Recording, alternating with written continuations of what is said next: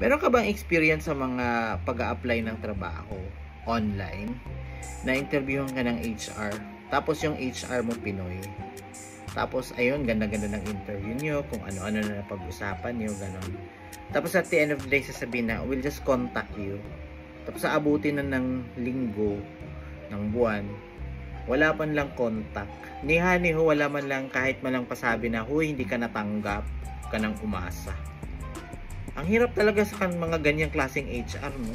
Yung mga paasa, yung interviewin ka, sabi na we'll just call you. Tapos wala namang call, wala namang text, wala namang ding email.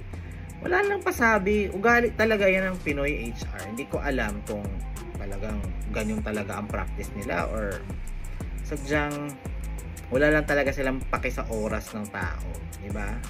So anyway, comment down below kung may same experience kayo dahil ako meron. Let's share experiences. Okay?